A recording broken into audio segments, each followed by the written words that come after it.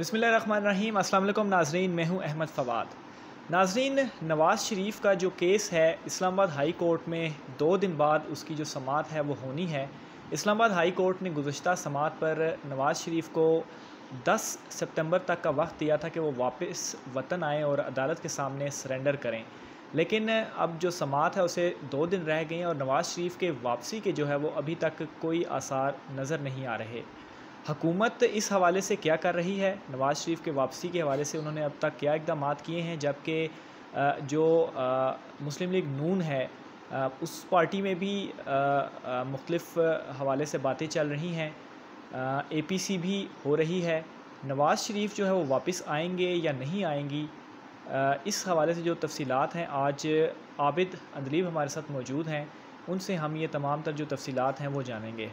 आबिद, सबसे पहले तो ये बताएं कि नवाज़ शरीफ को मोहलत दी गई थी कुछ हफ़्तों की कि वो कुछ हफ़्तों के लिए जाएं, ज़मानत पर बाहर इलाज करवाएं और फिर वापस आ जाएं, लेकिन अब अदालत उन्हें तलब कर रही है, उन्हें बुला रही है।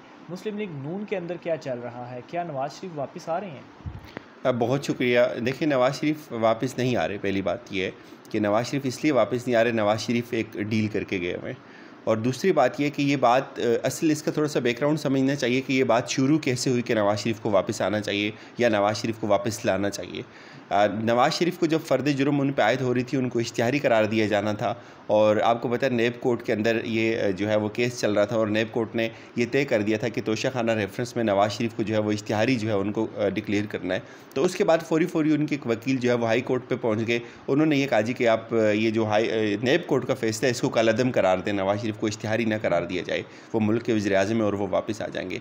जब ये लोग हाई कोर्ट में आए तो हाई कोर्ट में जजेस ने पूछा कि नवाज़ शरीफ किस ज़मानत के तहत वहाँ गए हुए हैं, आप हमें बताएं कि नवाज़ शरीफ की ज़मानत एक्सपायर हो गई हुई है, नवाज़ शरीफ की ज़मानत पंजाब हुकूमत ने एक्सटेंड की थी या नहीं की थी। आप हमें बताएं कि नवाज़ शरीफ का करंट स्टेटस क्या है, उनकी हेल्थ के हवाले से हमें बताएं। उनको तो कुछ हफ्तों की ज़मानत मिली थी। जब ये सारी बातें हुई, इनको वहाँ जो है वो लेने के देने पड़ गए।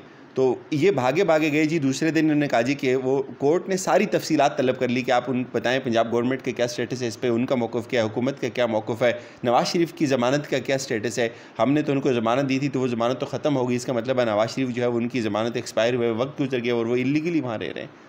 जब सारी बातें हुई तो नवाज़ शरीफ के जो वकील थे, जब दूसरी दफ़ा कोर्ट में आए तो उन्होंने कहा जी कि मैं ये दरख्वास्त वापस लेता हूँ। वहाँ से ये मामला जो है वो ज़िंदा हो गया एक तरह से दोबारा। वहाँ से मीडिया भी इस पे बातें करने लग गया, पब्लिक सेंटीमेंट भी डेवलप हो गया, सोशल मीडिया पे एक तनकीद शुरू हो गई कि नवाज़ शरीफ की तो पंजाब हुकूमत ने ज़मानत एक्सटेंड ही नहीं की थी। अब गवर्नमेंट को ये लगा कि ये बात हमारे खाते में आ जाएगी, तो गवर्नमेंट ने इसको थोड़ा सा प्रोएक्टिवली एक अनाउंसमेंट कर दी कि हम नवाज़ शरीफ को जो है वो वापस ला रहे हैं और हम उनको ख़त लिख रहे हैं। फवाद चौधरी साहब ने ट्वीट्स कर दी और शहजाद अकबर साहब ने ये प्रेस कॉन्फ्रेंस कर दी कि नवाज़ शरीफ को इस तरह से वापस लाया जाएगा।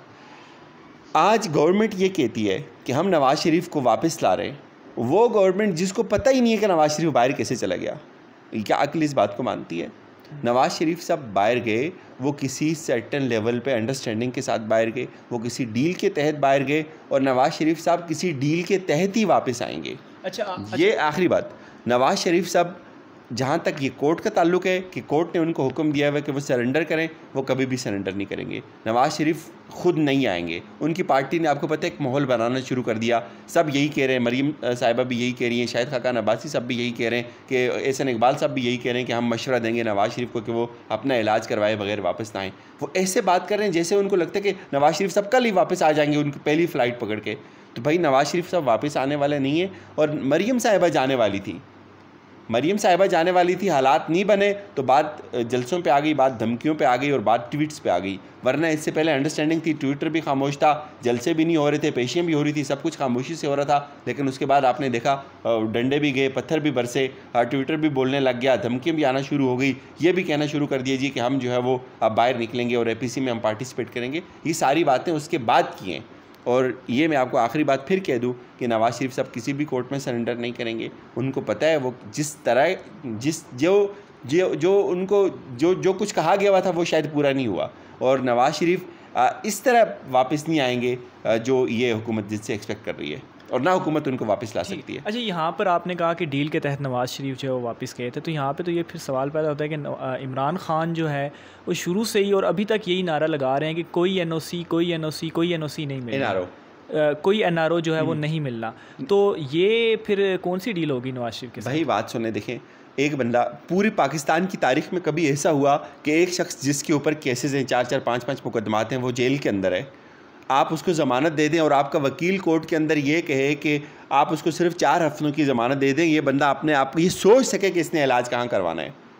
इस हद तक बातें हुई थी कोर्ट के अंदर। ख्वाजा हारिस ने यह कहा था कि एक उनको इन्वायरमेंट या प्रेशर फ्री इन्वायरमेंट दिया जाए जिसमें वो बैठ के सोच सकें कि उन्होंने इलाज कहाँ से करवाना है, क्या इलाज करवाना है, उनको थोड़ा सा सोचने का मौका दे दिया जाए, उनको जेल से बाहर निकालें। ये लेवल था उस वक्त मिन्नतें करने का। 6 महीने इस बात को गुजर गए, अभी तक प्रैक्टिकली इलाज शुरू नहीं हुआ। आप मुझे ये बताएं कि जब हालात इतने कशीदा थे, जब सेहत, देखें, सेहत पे बात नहीं करनी चाहिए, सेहत तमाम जो है वो बड़ा नाजुक और हिसास सा इशू है। ये अलग बात है कि लोग इसको एक इशू बना लेते हैं, जितने भी ये चोर पकड़े जाते हैं ये सारे सेहत का इशू बना लेते हैं। इनको सेहत तब याद आती है जब इनकी चोरियाँ पकड़ी जाती हैं। इन्होंने सेहत की बात की और आज तक इन्होंने उस सेहत के साथ क्या इंसाफ किया, उसका इलाज ही शुरू नहीं हुआ। तो बात यह है कि आप ये सोच सकते हैं कि कोई ऐसा बंदा पूरे पाकिस्तान की तारीख में ऐसा नहीं हुआ, आपने उसको मुल्क से ही बाहर भेज दिया, जेल से बाहर निकाला इलाज के लिए और मुल्क से बाहर भेज दिया और ज़मानत एक्सटेंड नहीं हुई अभी तक, तो क्या वो ऐसे ही चला गया? आप मुझे बताएं ना, ऐसे ही चला गया वो? ठीक, तो फिर ये डील हुई किसके साथ? सर ये मुझे नहीं पता डील किसके साथ हुई। डील आप इन्वेस्टिगेट करें, जिसके साथ भी हुई अंडरस्टैंडिंग हुई। डील से मतलब ये नहीं होता कि आपने ले दे कर दिया, ये अंडरस्टैंडिंग होती है। आपने कुछ चीज़ों को कंप्रोमाइज़ कर लिया, कुछ चीज़ें किसी दूसरे ने भी कंप्रोमाइज़ कर ली होंगी और आपको भेज दिया, वरना ये अक्ल नहीं मानती है बात।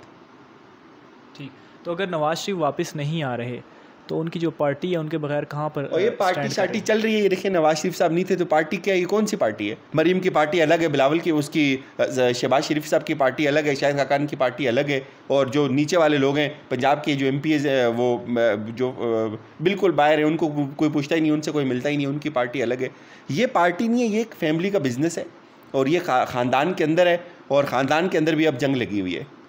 जो पार्टीज़ फैमिली डायनेस्टीज़ होती हैं, जो ख़ानदानी, जो मुरुस्सी सियासत पे परवान चढ़ती हैं, आखिर पे उनका अंजाम यही होता है जो अब नवाज शरीफ साहब की पार्टी का हो रहा है। ठीक, तो फिर इस तरह तो जो पीपल्स पार्टी है वो भी यही कुछ है। पीपल्स पार्टी इनकी निस्बत बेहतर है। पीपल्स पार्टी अपनी इंटरनल जो सियासत है उसमें बेहतर है, चूँकि उनका लीडर इनसे तेज़ है, उसने बहुत खूबसूरत तरीके से चीज़ों को फिट किया हुआ है। उसके अंदर कम से कम ये क्लेश नहीं है। जरदारी साहब ने या तो सबको मरवा दिया, एक साइड पे कर दिया, इन्होंने मरवाया किसी को नहीं है, इन्होंने रख दिया। अब उनकी छोटी मोटी लड़ाइयाँ चल रही हैं। जरदारी साहब ने पहले ही पत्ते साफ़ कर दिए, बीबी को मरवा के खुद हुकूमत में आके बैठ गए, उसके कत्ल की तहकीकात हुई, कोई भी नहीं हुई। अब बिलावल के ये रास्ता साफ है, घर के अंदर बिलावल को कोई मजामत नहीं है। जो मजामत का सबब बन सकते थे उनको रास्तों से हटा दिया हुआ है, कोई किधर है कोई किधर है। घर के हद तक तो वो पार्टी ठीक है, उसको घर से कोई मसला नहीं है, इस पार्टी को घर में ही पड़ी हुई है। ठीक, अच्छा, अगर नवाज़ शरीफ की अपनी पार्टी के अंदर इतनी जो है, मरीम नवाज़ की अलहदा है, शहबाज शरीफ की अलहदा है, शाहिद खाकान अब्बासी ने अलहदा अपनी पार्टी में तकसीम की हुई है, तो फिर नवाज शरीफ की सियासत जो है वो कहाँ पे स्टैंड कर रही है? क्या वो बस ख़त्म हो गया? अगर वो वापस नहीं आते भाई, नवाज शरीफ की आपको क्या सियासत नज़र आ रही है? आप कोर्ट्स को कवर करते हैं, आप वहाँ देखते हैं सियासत क्या होती है। सियासत ये होती है कि आप एक प्रोएक्टिवली पार्टिसिपेट करते हैं उस पॉलिटिकल प्रोसेस में। नवाज शरीफ साहब क्या प्रोसेस में पार्टिसिपेट कर रहे हैं? पिछले 2 साल से सिर्फ और सिर्फ मुस्लिम लीग नून की सारी सियासत इस बात पे लगी हुई है, नवाज शरीफ को बाहर जाने की इजाज़त दे दो, इसके हेल्थ गुर्दे ख़राब हो गए। कौन सा डिस्कस हुआ इशू आवाम का? किसने गुर्बत को डिस्कस किया? किसने महंगाई को डिस्कस किया? किसने तेल गैस की प्राइसेस को डिस्कस किया? किसने कोई कानून साजी को डिस्कस किया? डिस्कस क्या होता है? सुबह शाम नून लीग की जो सारी एनर्जी, जब वो गवर्नमेंट में थे, नवाज शरीफ के बाहर जाने से, हुकूमत से बाहर जाने से लेकर आज तक आप देखते हैं इनकी प्रेस कॉन्फ्रेंसें, कोर्ट के अंदर इनका क्या बयानी है, सारे के सारे अपने गंदे कपड़े धो रहे हैं।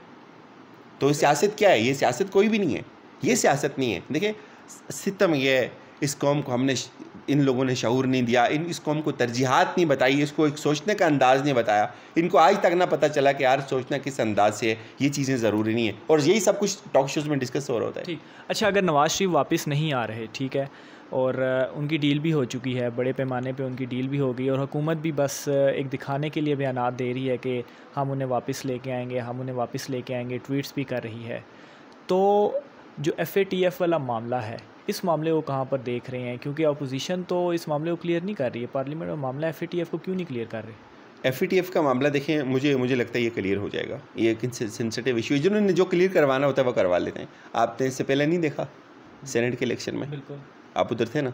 बिल्कुल, तो हो गया था। आर्मी चीफ तो उसी मामला भी था। ये कैसे हुआ था? ये कैसे भागे भागे गए थे? इनके ही बंदों ने दिए ना वोट, दिए होंगे ना किसी ने, हैं? अच्छा, आर्मी चीफ की एक्सटेंशन का मसला था, सुप्रीम कोर्ट ने बड़ा शोर मचाया पहले 3 दिन, खोसा साहब ने ये कर दिया। हमने सोचा यार खोसा कभी भी वापस नहीं आएगा, अब जो उसने खेल गए आखिरी वक्त है तो ये हीरो बन रहा है, तो वो भी लेट गए थे ना खोसा साहब। बिल्कुल, वो पहले 2-3 दिन इतना उठा दिया केस को, आखिर पे बस वो ठुस हो गया सारा, और गवर्नमेंट सारी भागी भागी चली गई वहाँ। ये पोजीशन तो सर ये लोग मिन्नतें करते हैं, तो ये तो फिर अच्छी बात है अगर FATF वाला मामला जो है, ये तो बहुत अच्छी बात है, हो जाएगा। इसका मैं नहीं समझता कि नवाज शरीफ के साथ कोई ताल्लुक है।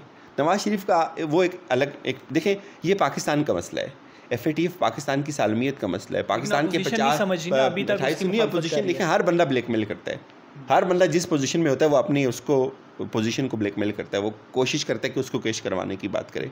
तो अपोजिशन का सिर्फ और सिर्फ मसला पीपल्स पार्टी का आसिफ जरदारी है और नून लीग का नवाज शरीफ है, दैट्स इट। ठीक, अच्छा, अगर नवाज शरीफ वापस नहीं आ रहे, ठीक है, तो अदालत ने 10 तारीख को सरेंडर करने का कहा है, तो अब इस पर फिर अदालत का हुक्म नहीं माना जाएगा? अदालत उनको इश्तिहारी करार दे देगी, दैट्स इट।